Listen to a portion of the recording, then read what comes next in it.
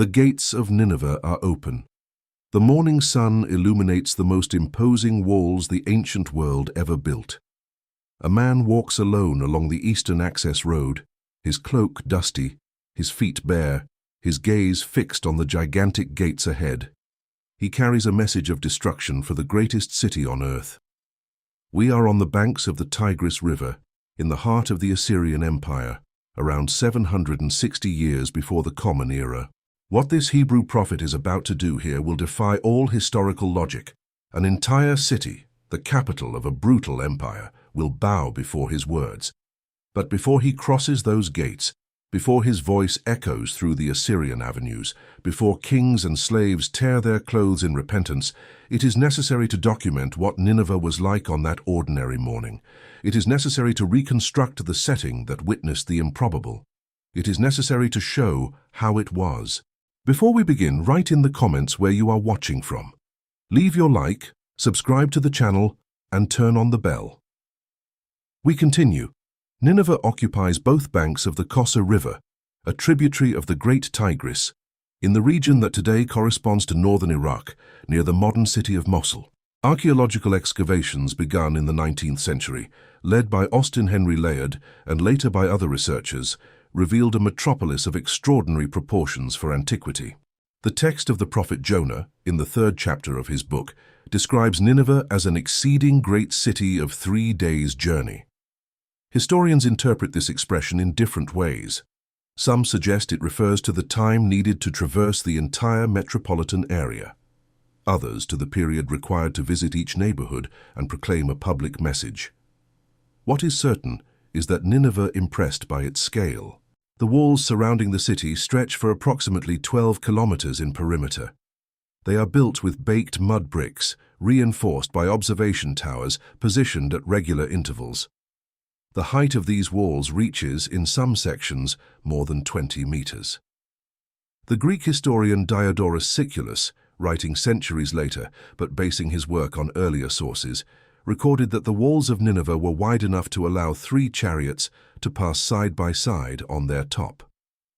15 monumental gates provide access to the city, each flanked by colossal figures of winged bulls with human heads, the Lamassu, spiritual guardians who protect the entrance against evil forces. These gates are not just functional, they are declarations of power.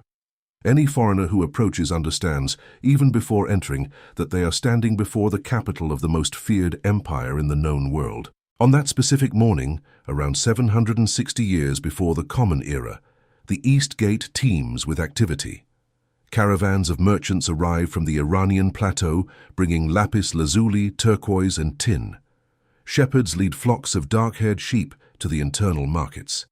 Assyrian soldiers in their characteristic uniforms, with conical bronze helmets and long spears, check documents and collect passage fees. The sound is a cacophony of languages: Assyrian, Aramaic, Elamite, fragments of languages from the northern mountain tribes. The smell is thick: animal manure, human sweat, incense burning on small portable altars that some merchants carry for divine protection on their journeys. The camera moves inside the walls and reveals what archaeological excavations have confirmed: a city organized with imperial precision. Main avenues cut through Nineveh from north to south and from east to west, wide enough for military processions and religious parades. These avenues are paved with large limestone slabs, polished by centuries of use. Irrigation canals derived from the Kosa River cross the city, providing water for gardens, public baths, and domestic consumption. Nineveh's hydraulic system is an engineering marvel that modern-period archaeologists study with admiration.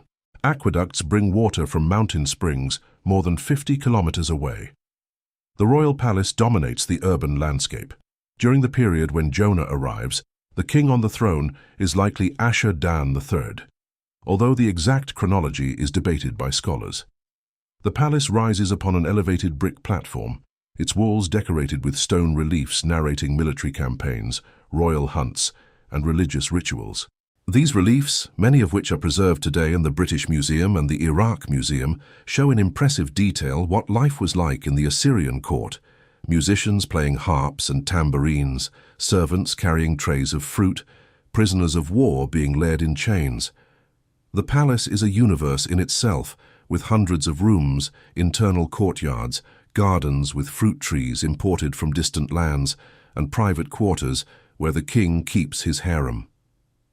But the majority of Nineveh's population does not live in palaces. Excavations have revealed dense residential neighborhoods with mud brick houses organized in irregular blocks. Typical houses have an open central courtyard, around which the rooms are distributed, food preparation areas, bedrooms, storage spaces. The roofs are flat, made of wooden beams covered by layers of compacted mud. During hot summer nights, families sleep on these roofs, under the starry Mesopotamian sky. External stairs connect the ground level to the roof, and neighbors talk from one terrace to another. It is an architecture that persists in the region to this day. On that morning, in the residential neighborhoods, domestic life follows its rhythm. Women grind grain in stone mortars, producing the flour that will be transformed into flatbreads baked in clay ovens. Children run through the narrow alleys, playing with sheep knucklebones in a game that archaeologists have identified in various Mesopotamian sites.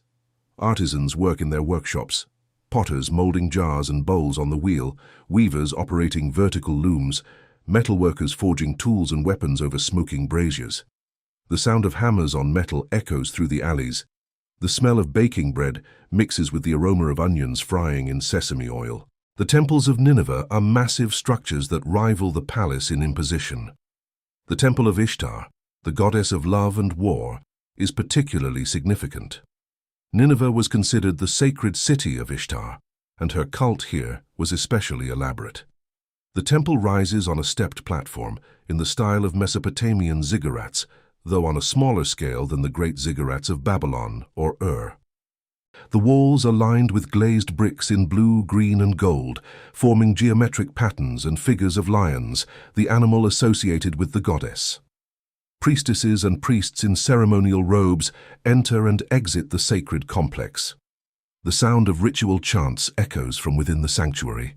Thick incense rises in visible columns, scenting the air with myrrh and frankincense.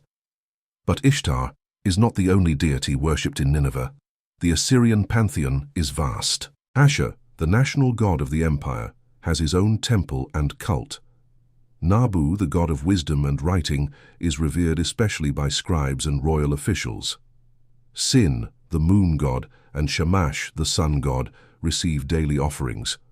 On practically every corner, small domestic shrines house statuettes of protective deities. Religiosity permeates every aspect of Assyrian life. Important decisions, from military campaigns to marriages, are made after consulting diviners who read omens in the entrails of sacrificed animals, in the flight of birds, in the patterns of oil poured over water. The documentation that survived from Assyria, thousands of clay tablets inscribed in cuneiform script, reveals a society obsessed with omens and divine signs. The Assyrians believed that the gods communicated their will through natural phenomena: eclipses, unusual storms, births of deformed animals, disturbing dreams. A library of omens, a precursor to the great library that Ashurbanipal would build a century later, already existed in Nineveh, cataloguing thousands of signs and their interpretations. It is a society that lives in constant dialogue with the supernatural, attentive to any message from the divine world. And it is precisely this that makes what is about to happen so extraordinary. Because on that ordinary morning, no omen was recorded. No eclipse darkened the sun. No shooting star crossed the night sky. The royal diviners did not warn of any imminent danger. Life in the largest city in the world followed its absolutely normal course, completely unaware that a lone man, a foreigner from a small and frequently subjugated nation, was walking toward its gates, carrying a sentence of destruction. Jonah. The Hebrew text identifies him as the son of Amittai, from the city of Gath-Hepher in the region of Galilee. The second book of Kings, in chapter 14, verse 25, mentions a prophet by that name who prophesied during the reign of Jeroboam II of Israel, which places his activity approximately in this period. But the book that bears his name tells a peculiar story. Before reaching Nineveh, Jonah tried to flee from his mission. He boarded a ship in Joppa, trying to reach Tarshish, in the opposite direction. A storm almost destroyed the ship. The sailors, terrified, cast lots to identify the culprit. The lot fell on Jonah. He was thrown into the sea. A great fish swallowed him, 3 days and 3 nights in the belly of the creature. Then the fish vomited him onto dry land. And now he is here, walking along the access road to Nineveh. What passed through his mind during those 3 days in the darkness is not recorded. But something changed. When the word of the Lord came to him a second time, commanding him to go to Nineveh, he went. The camera documents his approach. He is a common-looking man. Simple wool garments, appropriate for an inhabitant of the hills of Galilee. He brings no escort. He brings no diplomatic gifts. He carries no credentials to accredit him before the Assyrian court. He is a foreigner, a Hebrew, a member of a people the Assyrians consider barbarian and primitive. In that period, Israel and Judah are small peripheral kingdoms, frequently forced to pay tribute to the great Mesopotamian powers. An Israelite walking alone through the streets of Nineveh would be seen with curiosity, perhaps with contempt, certainly not with respect. And his message is as undiplomatic as possible. The text of Jonah chapter 3 verse 4 records his words, "Yet 40 days, and Nineveh shall be overthrown." That is it. There is no call to repentance in the original message. There is no offer of mercy. It is a sentence of destruction, simple and direct. 40 days. The city will be destroyed. The end. Why 40 days? The number 40 carries symbolic weight in the Hebrew tradition. 40 days of the flood, 40 years in the desert, 40 days of Moses on Sinai. It is a number that marks periods of testing and transformation. But for the Assyrians who heard Jonah, the number probably did not carry that meaning. It was simply a countdown to annihilation. The gates of Nineveh draw near. Jonah can see the colossal Lamassu flanking the entrance, their stone faces impassive.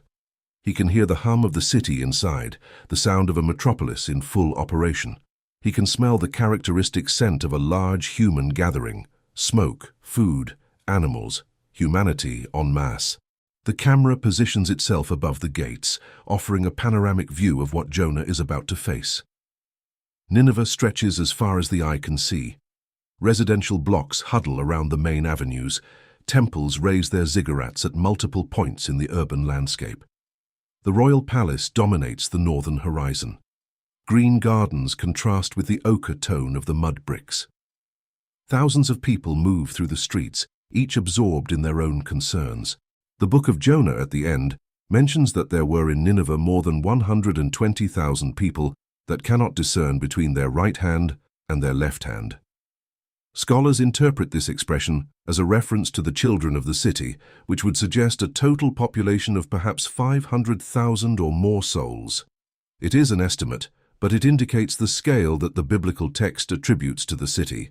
On that ordinary morning, merchants negotiate in the markets near the East Gate. It is the livestock market, where animals are sold for sacrifice in the temples, for domestic consumption, for agricultural work. The lowing of oxen mixes with the bleating of sheep and the braying of donkeys. Sellers shout prices, buyers examine teeth and hooves, coins change hands, although the Assyrian economy still depends largely on barter, using grain as a unit of value in many transactions. The dust kicked up by the animals forms a golden mist under the morning light. In another sector of the market, artisans sell finished products, colorful fabrics with geometric patterns, pottery decorated with hunting scenes, jewelry of bronze and copper, some with inlays of semi-precious stones, agricultural tools, sickles, hoes, plows, weapons, daggers, spearheads, round shields. Nineveh is a center of production and trade, and its markets reflect the wealth of the empire. In a nearby tavern, men drink barley beer through long reed straws, according to Mesopotamian custom. The beer is cloudy, thick, more nutritious than intoxicating in the concentration normally consumed. Conversations deal with business, gossip, complaints about taxes. A soldier recently returned from a campaign in the north tells stories of battles, likely exaggerating his own bravery. A merchant laments the dangers of the caravan routes, the mountain bandits, the fees charged in every passing city. And in none of these conversations is there any mention of what is to come. No foreboding, no unease. It is a morning like any other in the largest city in the world. The camera shifts to the Temple of Ishtar. In the outer courtyard, worshippers line up to present their offerings.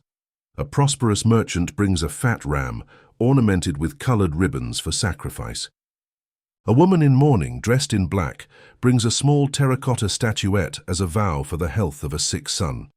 A soldier brings a portion of his war booty in gratitude for having survived the last campaign.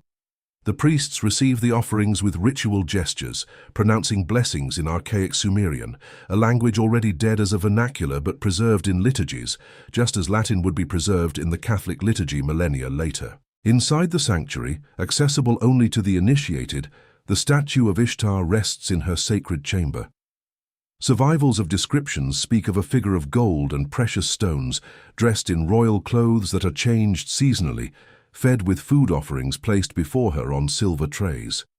For the Assyrians, the statue does not represent the goddess. The statue is the goddess, or at least the earthly dwelling of her divine presence. Daily rituals of waking, feeding, dressing, and retiring treat the image as a living being that requires constant care. And it is to this city, dedicated to these gods, governed by this elaborate religious system, that Jonah brings his message from a foreign god. A god the Assyrians do not know. A god who has no temple in Nineveh, no priests, no statues, no cult.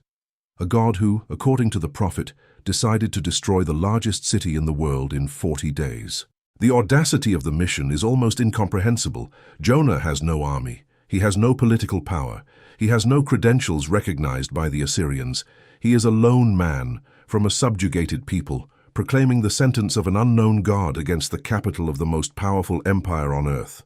In purely human terms, it is a suicide mission. The Assyrians were known for their brutality against those who challenged them. The reliefs of their palaces show the treatment given to enemies: impalement, flaying, decapitation, the display of heads on stakes. A foreigner preaching the destruction of the city could expect a similar fate. But Jonah walks toward the gates. His feet kick up dust from the road. The sun rises in the sky. The walls of Nineveh cast their shadow over him as he approaches. The camera documents the moment he crosses the threshold of the gate. The Assyrian guards watch him with disinterested curiosity. He is just another traveler, one more foreigner among thousands who pass through these gates every day. No one stops him. No one asks his name or his purpose. He enters. The first avenue opens before him. The sound of the city envelops him. Voices, footsteps, carts, animals, the hammering of metalworkers, distant chants from the temples. The smell is overwhelming. Concentrated humanity, incense, food, sewage, expensive perfumes, mixed with odors of poverty. The colors are intense: ochre bricks, fabrics dyed red and blue, the green of the gardens, the gleam of bronze under the sun. And then, at some moment, the biblical text does not specify with precision, Jonah opens his mouth. His voice, the voice of a single man in the midst of hundreds of thousands, begins to proclaim his message. Yet 40 days, and Nineveh shall be overthrown. What happens next defies all historical probability. The text of Jonah records that the news reached the king, that the king rose from his throne, laid aside his royal robes, covered himself with sackcloth, and sat in ashes. That a decree was proclaimed: men and animals should fast, cover themselves with sackcloth, cry out to God, and turn from their evil ways. And that God, seeing the genuine repentance, suspended the sentence of destruction. An entire city, the capital of the most brutal empire in the ancient world, bowing before the words of a single foreign prophet. Historians debate what might have made the Ninevites receptive to that message at that specific moment. Some Assyrian sources record that the reign of Ashur-dan III was marked by calamities, plagues, famine, solar eclipses that were interpreted as bad omens. It is possible that the population was already in a state of spiritual anxiety, ready to hear a message of divine judgment. It is possible that Jonah's reputation, if rumors of his story with the great fish preceded him, lent supernatural credibility to his words. Or perhaps the response of Nineveh is simply what the biblical text presents, an act of divine mercy that transcends all natural explanation. What is documentable is the impact. The city was not destroyed at that moment. Nineveh continued as the Assyrian capital for more than a century until its final fall in 612 before the Common Era, before a coalition of Babylonians and Medes. But the story of Nineveh's repentance echoed through the centuries. Jesus of Nazareth, 700 years later, would cite the Ninevites as an example of genuine repentance, in contrast to the unbelief of his own generation. The story survived not only in Hebrew texts, but in the cultural memory of multiple civilizations. Today, the ruins of Nineveh lie near Mosul in Iraq. The mounds of Kuyunjik and Nabi Yunus cover the remains of the ancient city. The name of the second mound is significant. Nabi Yunus means Prophet Jonah in Arabic. A mosque and a shrine, damaged during recent conflicts in the region, traditionally marked the spot where Jonah was believed to be buried. Local tradition has preserved, through 2.5 millennia and multiple religious and cultural changes, the memory of the prophet who came to Nineveh. Excavations continue to reveal aspects of the city Jonah saw. The monumental gates, the decorated palaces, the temples of Ishtar and the other gods, the layout of the streets, the residential neighborhoods, the irrigation canals. Each discovery confirms the scale and sophistication of the metropolis that the prophet faced alone. And somewhere beneath the soil of modern Iraq, under layers of destruction and reconstruction, of conquests and falls of empires, is the ground Jonah stepped on that morning.